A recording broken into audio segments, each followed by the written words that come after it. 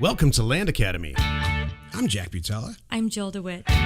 We show you how to buy real estate for half of what it's worth. And sell it on the internet really fast. We are Jack and Jill, and this is the Jack and Jill Show too. With over 15,000 completed transactions, we're the experts at acquiring property. Of all kinds, not just land. For half price and flipping them for way more. All right, let's get this show started. Jack Butala with Jill DeWit. Hello. Welcome to our show today. In this episode, Jill and I talk about why data right from a database is better than a list. Before we get into it, first, Jill, let's take a question posted by one of our members on Land Academy's online support community. Cool. All right. Luke asks, I sold my second property on terms today, and the buyer wanted the clause I had in the contract that disallowed them from altering the property to be taken out of the contract. Do you guys allow buyers to make alterations to properties that you sell on terms? Yes. Good and question. Here's the answer, direct answer to the question. Yes, we do. Mm-hmm. And we encourage it. So, what's the worst thing that can happen to you as a seller selling on terms? If somebody makes improvements to the property, this is vacant land now, and they build a house on it or whatever, but they don't finish Put a well. Yeah, put a well is a great example. Mm-hmm. They don't finish the contract out, right? They just make 5 years of payments and they say, you know what? I'm done with this. Thanks. I'll see you. Didn't work out. So you get to collect all the, you keep the improvements on the property. Yeah. They're So not going to there's go that. pull the well out. I think that's right. Or burn the house down. Maybe they would though. But I think the root of the question, I think what Luke is really asking is, what if the improvements are not really improvements? What if they dump a bunch of sludge on there? What if they do some really awful stuff to the property and you don't know? You're not even in the same state, right? Right. So there's a second clause, and I spent time on our contract, a tremendous amount of time saying, writing the clause, you can't use it for illegal uses. You can't dump anything on there. You can't make it worse than it is. Mm-hmm. You want to make it better. And really, the contract says a legal version of this. You want to make the property better, knock yourself out. Right. If you're going to make the property in any way worse than what it is. A toxic wasteland. No. Then no. So I think really that's the root of this question. Don't you? Yes. Yeah, I just have a Breaking Bad. This all goes. I know. I was thinking the same thing. It all comes back to Breaking Bad with you, Jack. What You said is it, not that? me. I know, but I'm just stating the obvious. I'm just fascinated. You know why? Because it's such a good business model. Yeah. There's parents all over turning the show off right now. It's hilarious. You know what's funny about that is that some of our some people in our world are buying and selling vacant properties in states that allow marijuana, and so this whole it's kind of died down now. But it was a big topic in the beginning when it was legalized in some of these areas, and it was just kind of funny how their marijuana topic kept coming up, and so it makes me think of that too. It's we have funny. a member who has a property in a county in California that allows that.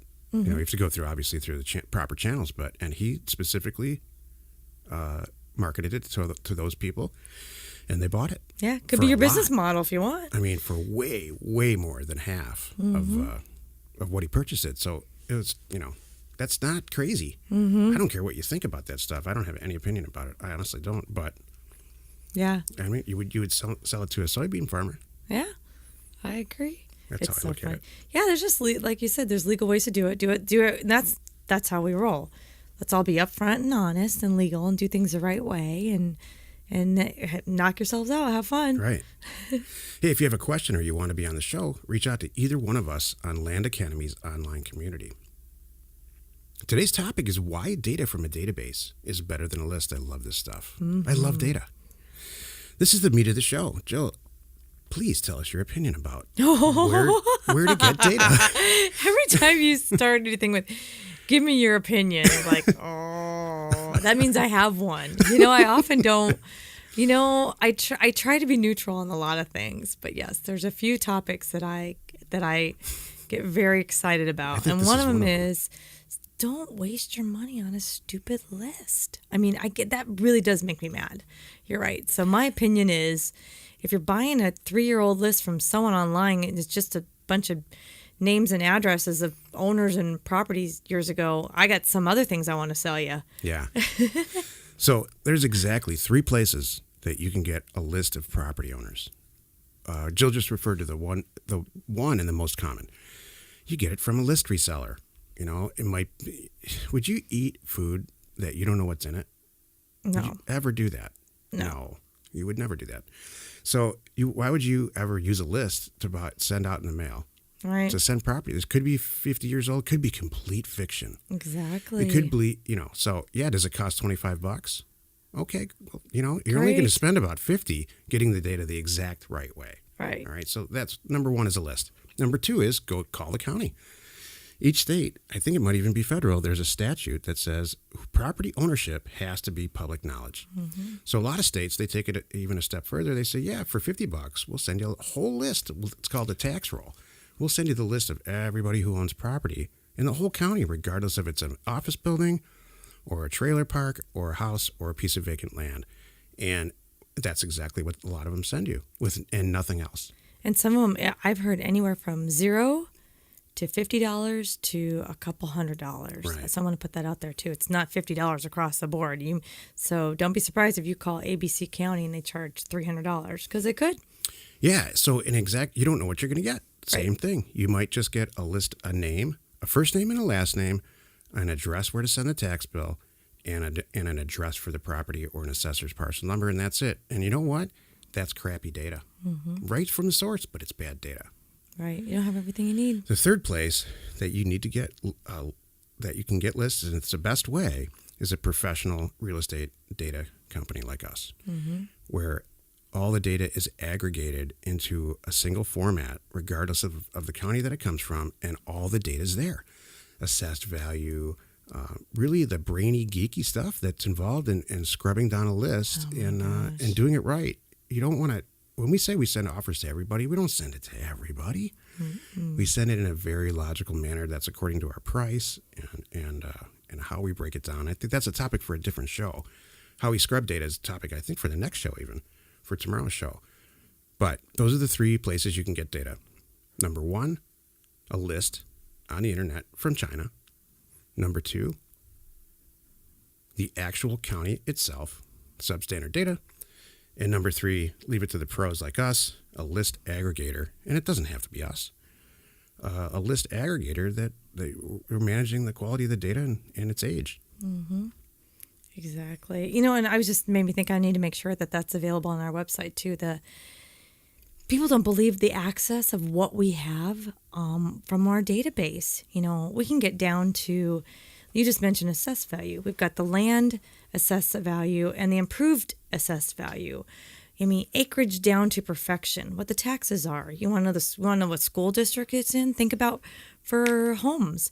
I can tell you the school districts if you want to get that picky. We can get it down to an intersection if you want to get that picky. I can do all 3-bedroom, 2-bath homes if you want to get that picky. We can even do with or without a pool and north facing, south facing, dream it up. I'm talking, you don't have that from a list. You can draw subdivision. You can draw a map. Yeah, and say only one in this box. Yeah. All the 3-bedroom, 2-bath facing north and whatever in this box. It's that detailed. You nailed it. Dream it up. Mm-hmm. Let's say you are one of those crazy back tax people, which we say every other sentence is, please don't just concentrate on that. But if you are, great, then you pull the data. If that's important to you, then take a look. Or let's say high taxes are important to you. High taxes are an indicator to me that property is pretty valuable. Right. Everybody sees data a little bit differently, but no one is going to learn anything if you don't have all the data in front of you to make those choices as you go. Exactly. You learn every mailer we send out. I learn a little more. Like, oh, maybe we could use this data for something. Mm-hmm. Yeah, every time I go in there, you're right. That's why I was wanting to pull that list up. It made me think right now. What every time I look at that list, I'm like, oh, wow, I can even look at that. Even mortgage information too. Yeah, mortgage value. So that's good for a lot of people in our world. Lien value. That there's people that use our data for other things. So, and because they want to know who the lenders are, what the mortgage rate, is left on it, the percentage of the mortgage, and all kinds of good stuff. I don't even know what they all use it for, but it's all right there. He's a storm chaser with this guy. He's a contractor, and when there's a hailstorm and stuff, he uses the mapping function and mirrors the path of the storm. Mm-hmm. He's a contractor. Exactly. We don't talk about the crazy uses of this data. Maybe we should more often. Yeah. It's true. So a database is always better than a list. It's always better because you're pulling it from the exact source, and it's not in real time. It is copied in, but you can see how old it is. Mm-hmm. So you don't want to just get a list and trust it. You don't want to just trust the food that you eat without kind of really checking to see how old it is, whether it's in there, what's really in there, and so on.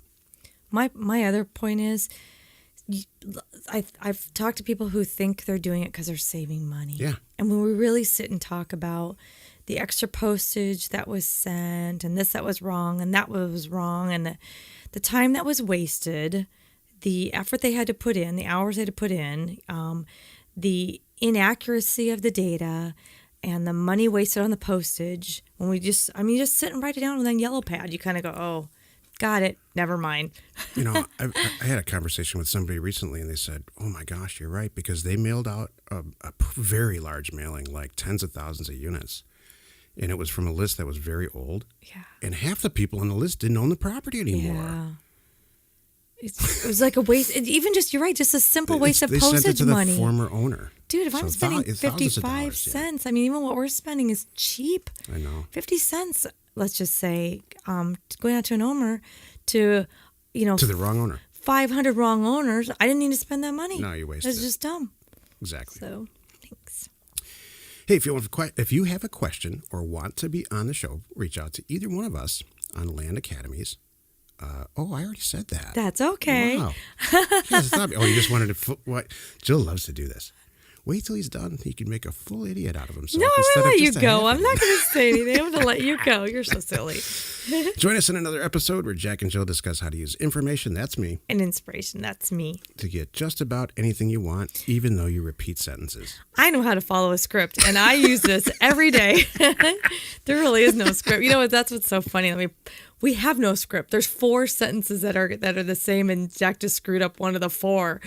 I'm just kidding. It's a good thing we don't screw up mailers. No, we're good at that. This show is one big unintended consequence, but It's our true. mailers are not unintended. No. You know what's so funny, though? We have done mailers that didn't go out. They didn't go out exactly how they should, and we bought some great properties anyway. So that's a good topic for a show. I tell you, I have a hard time messing it up. You are not alone in your real estate ambition. Please go on. Oh, about that? Go on. What? Who are you talking to? No, yeah. I mean, we made huge mistakes in mailers in the distant past and ended up in acquisitions. Exactly. We just sent out, insane offers for some of these really great properties, and then we still bought some because they're like, yeah, you know what? Take it.